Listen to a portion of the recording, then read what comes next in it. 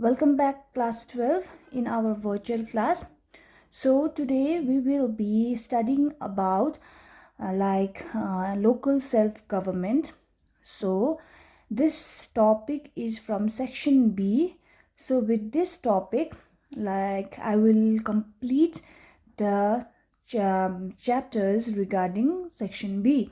So today's topic is Introduction to Local Self-Government. So in this topic, what we will be studying is there are three important points such as 73rd Constitutional Amendment Act, number 2, features of 73rd Amendment Act, and composition and function of Zilla Parishad. So in your syllabus, there are 74th Constitution Amendment Act also, but that topic we will be dealing or studying in the next video. So now, before understanding 73rd Constitutional Amendment Act, let's understand why we need to understand the 73rd Amendment Act was passed, why we need to understand 73rd Amendment Act, and why 73rd Amendment Act was passed.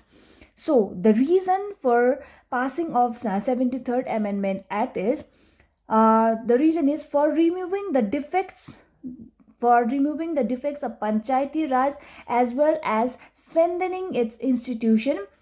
Union Parliament means the central government passed 73rd Amendment Act in the year 1992. When the question comes write about 73rd Amendment Act, you need to write about the year also which it was passed.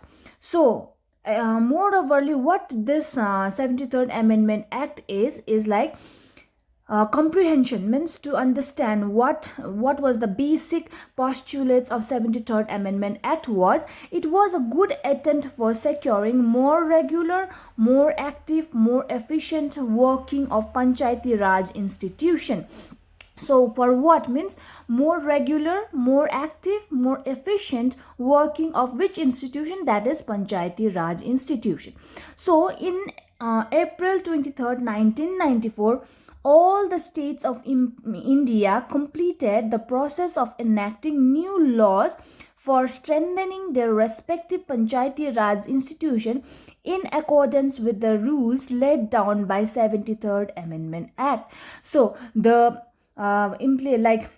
enforcement of Panchayati Raj was initiated in the year 1992, and in 1994 all states of India completed the process of enacting a new laws regarding 73rd Amendment Act, and which gave this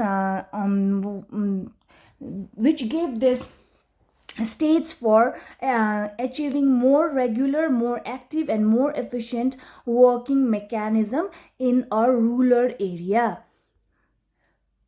So ultimate introduction of 73rd Amendment Act. So the amendment and reformed Panchayati Raj system came into operation in all rural areas.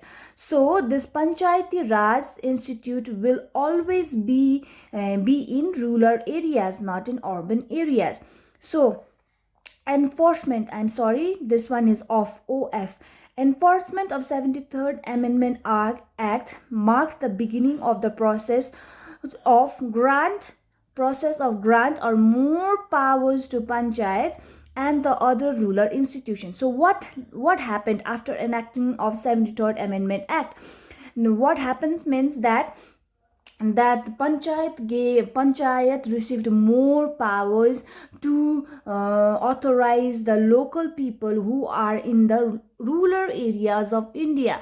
So naturally, you have heard about your local panchayat, who is your local panchayat, and so on and so forth. So anything that happens in our country or in state, that will straightly come to the panchayats, and the panchayats will dissipate the information and give to the local people, and that in accordance with the panchayats, the enactment of certain policies will be there. So this amendment was very important and strong drive towards strengthening the democratic development process in rural areas. So why this act was very much important? Because in order to strengthen the democratic development process in the rural areas of India, until now it is still in work in progress. So we heard that panchayats are still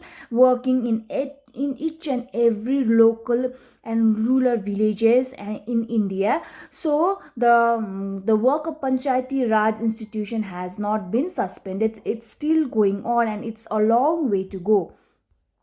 So now let's discuss what are the important features of 73rd Amendment Act for local self-government in rural areas.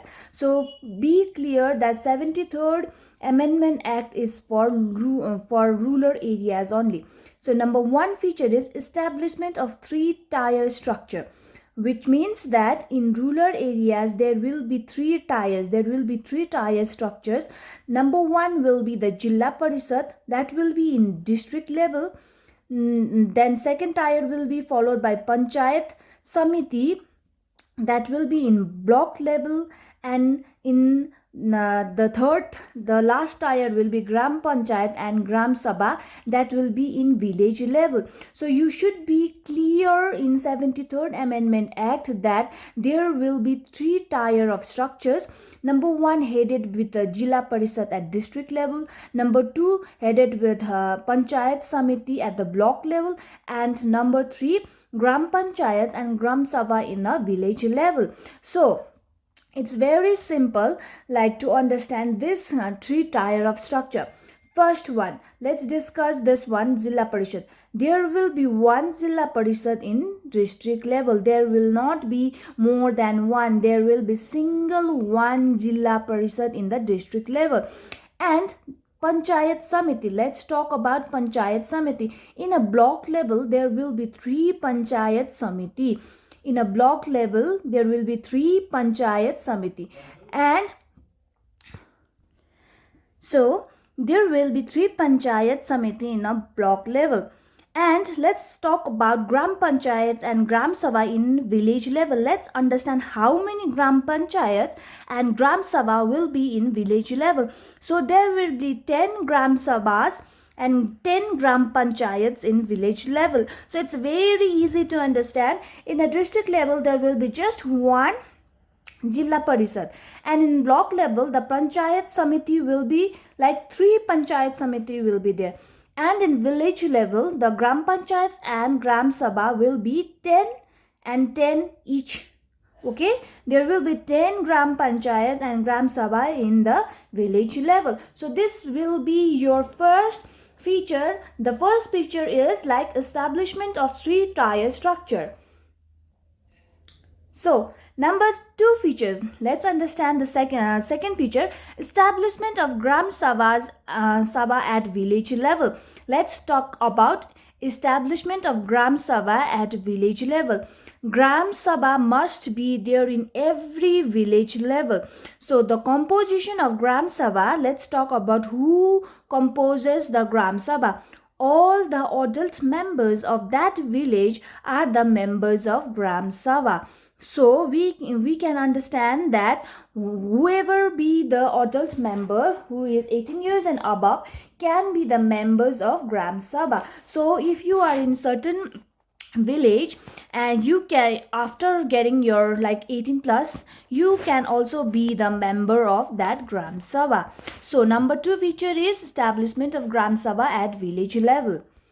Now number third feature, regular election of panchayats in every 5 years. So this is also one of the important feature of 73rd Amendment Act, because why we choose, like why we go for election in every 5 years is that it gives us an opportunity to change our representative, and if our representatives is changed in every 5 years, certain readdressal, certain things that are not fulfilled by the other party can be fulfilled by the elected panchayats, new panchayat. So in every 5 year regular election should be conducted. Who will conduct the election in the panchayat level? That is by state election commission will conduct election in every 5 years. So state election commissioner will be appointed by the governor. So in every state, in every panchayat, like state election commissioner board is there, and they will conduct the election in every 5 years. And state election commissioner is the person who is appointed by the governor and looks about the election mechanism of that panchayat level. So it is mentioned that state election commission consisting of state election commissioner appointed by the governor holds the election of panchayat. So this is the explanation. This is in bold. This is the explanation in about 3 points in one sentence. So let's talk about scenario number 1. Okay. If a panchayat is dissolved before the completion of the full term, so what will be the outcome? Let's talk about. If the panchayat is like it gets dissolved before the completion of full term, so what will be the possible narratives? Let's understand. New panchayats have to be elected within 6 months, or if the remaining period at that time of dissolution is less than of 6 months, the new panchayats will have full 5 years of term. So this is the scenario number 1. If a panchayat gets dissolved before the completion of full term, what will be the outcome? The outcome will be that new panchayats has to be elected within 6 months of time, and if the remaining period at the time of dissolution is less than of 6 months, then new panchayats will have full 5 years of term. So that will be your scenario number 1. Let's understand what is scenario number 2. But if the dissolution period is more than 6 months, then the remaining period will only be the term of the elected body of previous terms. So these are the 2 scenarios that we quite frequently follow. Okay, so this will be the feature number 3, that regular election of panchayats in every 5 years, like it is conducted by state election commissioner, and the state election commissioner is appointed by the governor, and governor, this with 3%, like state election commissioner, governor will have a record of election having in 5 years of term. So I guess you are clear with scenario number 1 and scenario number 2. So number 4, reservation of seats for STs and SCs. So I guess this by topic itself, it's very clear. So what kind of seats we are talking about? Reservation of seats for what kind of seats? Either it's for school seats, or either it for certain post regarding. But now let's talk about reservation in terms of chairperson. Reservation of some posts of chairperson seats will be reserved for SCs and STs, and certain seats will be reserved for the women for the post of chairperson.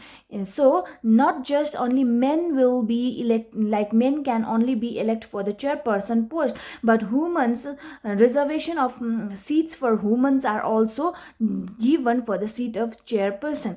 So for rural women belonging to SC and ST categories, this chairperson seats for belonging to SC and SC categories, the seats are reserved for rural women. So now let's talk about fifth feature. Fifth feature means reservation of seats of not less than 33 of seats for the women. This point number 5 is totally dealing with the reservation of seats for the women. So of not less than 33% of seats for the women. In any panchayat level, there should be 33% of seats reserved for the women. But in October 2009, the government of India decided to increase the reservation of seats for women from 33% to 50%. This was a great mandate given by the government of India in October 2009. Why? What was the reason for this mandate? Was that the government wanted the local rural women belonging to SC and ST categories, or any category, they wanted, like government wanted women to take an active part in local self government. So why an active part in local self government means that if a woman take a local part in active participation in local self government, some disciplinary changes might be there. So not just in our state, there are different problems having in a society, not just in rural urban areas, but in rural areas also. Women tend to have lots of problems like fetching of water, cooking, and other things. So if a woman is appointed in that particular chairperson post, what happens then? The policies will also be changed accordingly, and they can have an impact upon that society. So government wanted that women to take participated more in the this election in a panchayati raj institution in rural areas. So this kind of reservation is very important for uplifting the socially economic and backward groups of the village. So this reservation is one of the greatest initiative for the women. So in order to like uplift their own society who are socially and economically backward. So Number six feature is representation of local MPs and MLAs in Panchayati Raj institution. So let's talk about MPs and MLAs. I guess you have heard about the MPs and MLAs. Okay, that's nowadays it is a common topic that we in every household we know that. So MP of that particular region and MLA of that particular region will be representing in the both Panchayati Raj institution. There will be president, chairperson, etc. But MP and MLA will also represent their respective Panchayati Raj institution. So what this wanted, what kind of the 73rd Amendment Act wanted to give this to the people, that it wanted continuous, active and strong, more productive performance of Panchayati Raj institution was accepted from 73rd Amendment Act, because 73rd Amendment Act gave more powers to the panchayats to play a very continuous, active and strong and more productive performance in a rural areas. So this becomes your features. Now let's understand like extra explanation regarding 73rd Amendment Act. We are talking about the elections in 5 years of term. So governor will set up a finance commission for every 5 years, and that governor of the state will constitute finance commission to review the financial position of the panchayats and mark recommendation.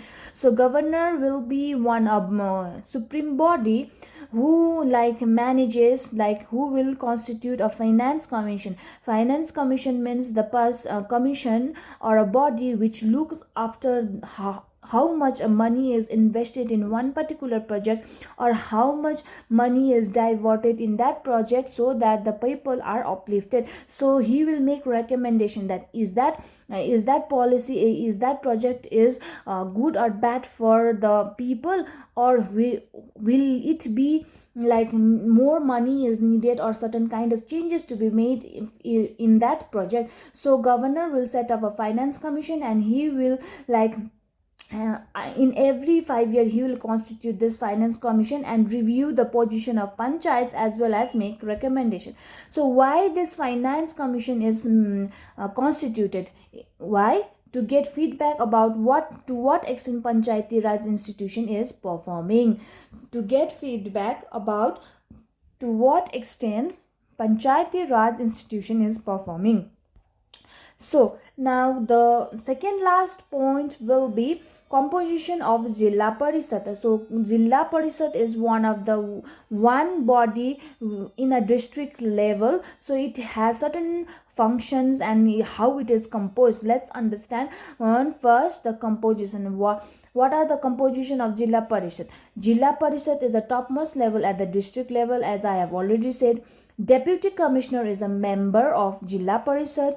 Heads of all government department are there in Zilla Parishad. So this one spelling is wrong, kindly check it. Head of all government departments are there in Zilla Parishad. BDOs and chairperson of all Panchayat Samiti will be there in Zilla Parishad. BDO means Block Development Officer. Block Development Officer and chairperson of all Panchayati Samiti will be there in Zilla Parishad. And more importantly, MPs and MLAs belonging to that district will also be there in Zilla Parishad. So this is the composition of how Zilla Parishad is composed. So let's understand what are the functions of Zilla Parishad. Number one function is to coordinate the work of all Panchayat Samiti in the district level. To coordinate the work of all Panchayat Samiti in a district level. So in a block level there will be 3 panchayats. So similarly every block will have three samitis. Three samitis. So the function of Zilla Parishad is to coordinate the work of all Panchayat Samiti in the district. So in district there will be different blocks. So from each block there will be 3 Panchayat Samitis, and from in a district level there will be many Panchayat Samitis. So Zilla Parishad main work is to coordinate all the work of Panchayat Samiti. Second function is to recommend grant in aid for local bodies. Grant in aid for local bodies. So grant in aid means that to give certain assistance to the local bodies, whatever they demand. So these are the works that Zilla Parishad sanctions. Helps in formulation and implementation of various plans. So whatever the plans comes, it will like help in formulation of formulating by Zilla Parishad.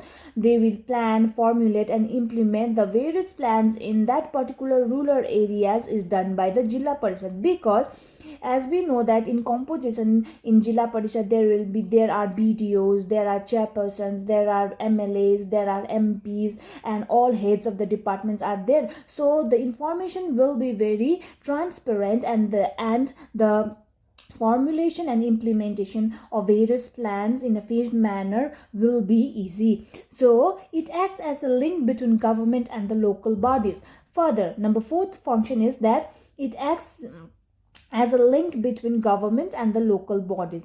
This Zilla Parishad will be acting as a link. This will, if you consider this part, this out here is a central like state government, and here it will be Zilla Parishad and it will be your local authorities or local bodies. So Zilla Parishad will act as a link between government and the local bodies. So thank you. So this is the last slide, and I have discussed 3 important points topic of 73rd Amendment Act. So kindly make your notes by yourself, and if you have a doubt you can just ping me in WhatsApp and we will have a discussion round 2.